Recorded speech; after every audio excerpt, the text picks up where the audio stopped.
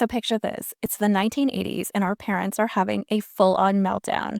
Not over nuclear war, not over shoulder pads, but over rock bands sneaking satanic messages onto our records. So let's talk about backmasking, where if you spin a vinyl backwards, your mom's convinced that you are summoning Satan. And this wasn't some tinfoil hat conspiracy. Oh no, we had church ladies burning records, we had Senate hearings, and our Uncle Chuck was convinced that Ozzy Osbourne was like the head of Satan's book club. So sit back, relax, and let's revisit some of music history's weirdest chapters. Start with the basics. What is backmasking? It's this studio trick where you record something backwards that is meant to be played forward. And the Beatles tried this in 1966 with Rain, and it was their way of flipping the script on traditional music. It's been said that John Lennon was probably just messing around, feeling the vibes, and most likely high, not hailing Lucifer. But fast forward to the 80s, and every evangelical with the turntable was convinced that we were hearing Satan in our Zeppelin track. One young man with an earring in his ear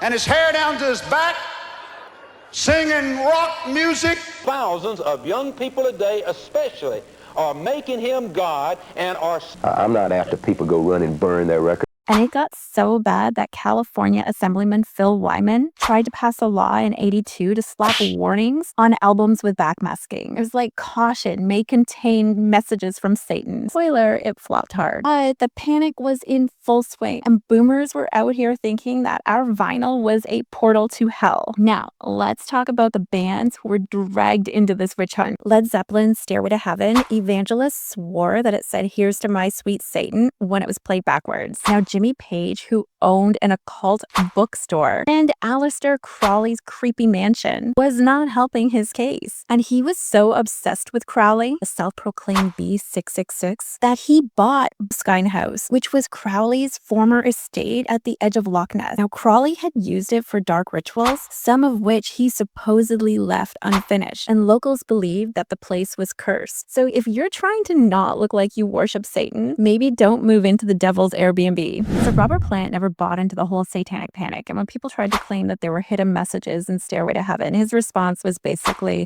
"I can barely remember my own lyrics, let alone hide a secret code in there." Now, Queen's Another One Bites the Dust also stirred up some controversy. Some people swear when you play it backwards, it actually says it's fun to smoke marijuana, and anti-drug groups just ran with it. But there was no evidence that it was ever intentional, and Judas Priest, they got the worst of it by far. In 1990, they were taken to court after two fans tragically died in a suicide pact. The lawsuit claims that their cover, Better By You, Better Than Me, had a subliminal do-it message that pushed the teens over the edge. Now, the band denied it, famously saying that if they were going to be hiding any messages in their albums, that they would say, "Buy more of my album." The judge agreed and threw out the case. In Styx's Snowblind, Arkansas passed a law in 1983 to actually label the albums with backmasking because they thought it said, "Satan moves through our voices." Now, Styx members, including Dennis DeYoung, publicly denied any intentional backmasking in their records. Now, DeYoung later reflected in interviews that the accusations were absurd, pointing out how difficult it would actually be to deliberately create coherent backward messaging when they were focused simply on making just good music. Then there's Hotel California, and the Eagles got slammed with satanic rumors too. Don Henley pushed back, saying it wasn't about the devil at all, but more about the dark side of the American dream, excess, narcissism, and the music industry. But conspiracy theorists, they would say that's exactly what Satan would say. The Motley Crue showed at the Devil album triggered controversy primarily through its provocative title and pentagram imagery on the original album cover, rather than through any actual backward messaging. And the band, known for their theatrical and rebellious attitudes, became targets of religious groups concerned about satanic influences, despite there being no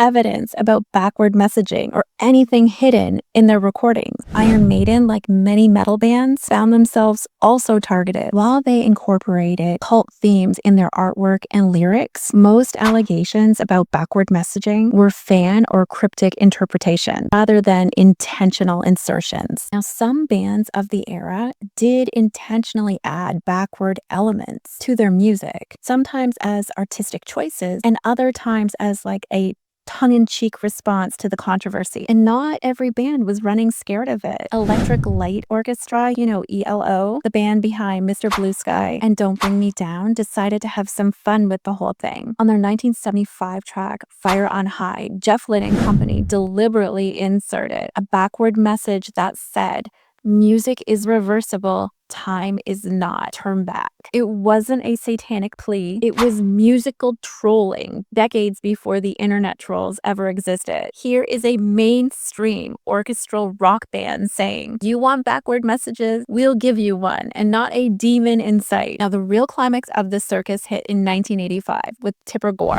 Yes, the wife of the then Senator Al Gore. She heard one lyric of a girl getting frisky in a hotel lobby, which was Prince's Darling Nikki, of course, and basically screamed, "This is Satan's playlist." She launches the Parents Music Resource Center, or the PMRC, with a gang of Washington wives, or let's just call them Karen, who had zero chill and way too much time. Their first big move, dropping the Filthy 15, a hit list of songs too spicy for our little suburban ears, targeting everyone from Madonna to Black Sabbath. Then they dragged rockers to Congress like it was the Spanish Inquisition. And that's where Dee Snider comes in. Yes, that Dee Snider from Twisted Sister. And he becomes the unexpected Gen X hero we never knew we needed, standing up for our right to blast whatever music we damn well please. So he rolls into the Senate with a denim vest with this massive, beautiful head of curly hair and absolutely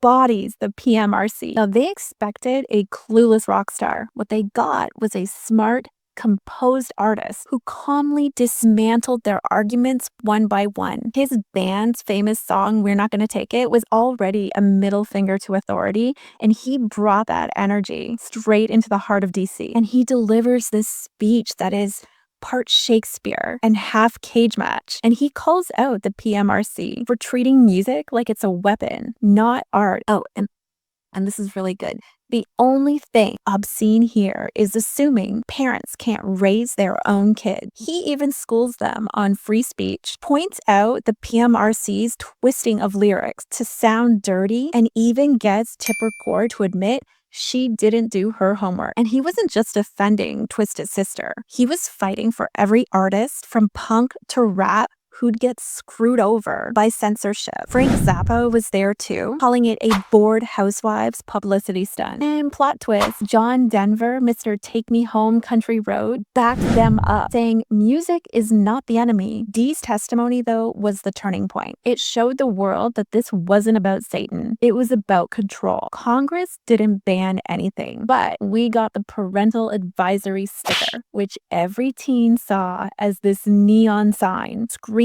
"Buy this, this is awesome." And the best part, record producers weren't stupid. They saw this opportunity, and once they realized that this controversy was basically rocket fuel for album sales, some labels quietly nudged their artists to throw in some questionable content, because nothing says rebellion like an album your parents absolutely hate. The Parental Advisor sticker became a marketing tool, practically quarantining teenage interest. It's capitalism 101. Moral panic equals publicity equals profit. And some bands who may have faded into obscurity got a career boost thanks to the pearl-clutching parents who couldn't stop talking about how terrible their music was. And the blame didn't stop there. Prince got roasted for starting this mess. Ozzy Osbourne got sued over Suicide Solution, which was about alcoholism, not death. AC/DC got linked to a serial killer because of Night Prowler. Slayer's Hello Waits had pastors praying for a blackout. And Black Sabbath, well, they just got blamed for everything. Despite being named after a horror flick. David Bowie got called an occult lord because glitter. Alice Cooper's Snakes and Guillotines made him Satan's MVP. Venom and King Diamond just leaned right into the satanic vibes, with King Diamond probably sending thank you notes to his haters. And Marilyn Manson, he got blamed for every 90s teen issue, including Columbine. And through it all, MTV was having a field day. They'd air the videos that had parents fuming, then report on the controversy that they helped create. Madonna rolling around in a wedding dress, Play It Hourly, Twisted Sister's rebellious anthems, give them prime rotation. The same videos that had the PMRC drafting angry letters were the ones getting the heaviest play on America's coolest TV channel at the time. It literally created this perfect storm. The more adults complained, the more teens watched. The more MTV profited, the louder everyone got. It wasn't just about music anymore. It was about who controlled the culture. Teenagers with cable subscriptions were voting with their eyeballs. Even today, the internet's out here hunting for backwards demons. The Weeknd's Blinding Lights allegedly says, I'm in the Church of Satan. Billie Eilish's track supposedly hide, Walk in Hell, Satan. Lil Nas X didn't need backmasking. His Montero video with Satan lap dances is enough to piss off the Karens. These so-called messages, they sounded less than demon command and more like a garbled voicemail from someone who sat on their tape recorder. It was just noise, pareidolia at work. That's the brain trying to find meaning in chaos, like seeing Jesus in your toast or Satan in your vinyl. And here's the kicker. They say that psychologists have studied this stuff. Linguistic experts ran experiments, and they say that they found that people only heard these messages when they were told what to hear. That if you played a backward track to someone without any context, they hear gibberish. But if you tell them that it says worship Satan first, suddenly they can't unhear it. And these researchers published their findings, but at the height of the panic, scientific papers were just no match for a good old-fashioned moral freakout. So what was the real message behind the satanic panic of the 80s? It wasn't about backward messaging or hidden meanings. It was about fear. Rock music became a symbol of rebellion, a way for the next generation to reject the tidy, controlled world that our parents tried to build. The PMRC hearings, the lawsuits, the album burning, those were just all signs of a culture that was struggling to understand the voices of its youth. But artists like Dee Snider, Judas Priest, and even John Denver stood their ground and reminded everyone that art isn't here to make you comfortable. That little parental advisory label, it turned into a mark of pride. And while the idea of vinyl summoning demons, it may feel laughable now, pattern keeps repeating itself every time a new genre challenges the status quo. The takeaway, let the music play, let the artist speak, and maybe before you panic, actually listen. Anyways, if you like fun retro facts, be sure to follow, and I will see you in the next one.